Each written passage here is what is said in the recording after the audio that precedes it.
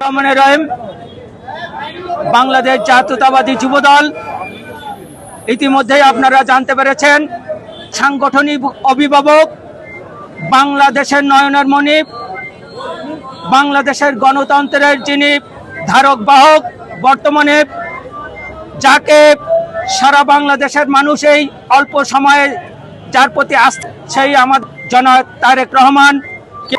আমরা সাতক্ষীরা যুবদল আমরা ইতিমধ্যেই অভিনন্দন জানিয়ে মিছিল করেছি। আমরা কৃতজ্ঞতা প্রকাশ করছি আমাদের নেতা তারেক যে কেন্দ্রে 151 সদস্য বিশিষ্ট যে কমিটি দেখেছি প্রত্যেকটি নেতাকর্মী অত্যন্ত নির্যাতিত এবং ত্যাগী।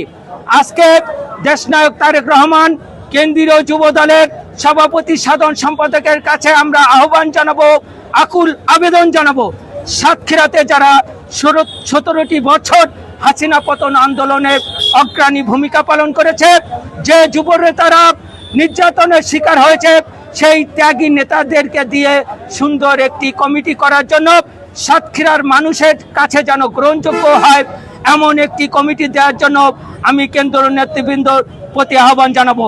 আমি ধন্যবাদ জানাচ্ছি সাতক্ষীরার 2 কৃতি সন্তান আজকে আমাদের কেন্দ্রীয় কমিটিতে জায়গা পেয়েছে, আমিনুর রহমান আমিন এবং শাহজাহান রনিব সাতক্ষীরার কৃতি সন্তান।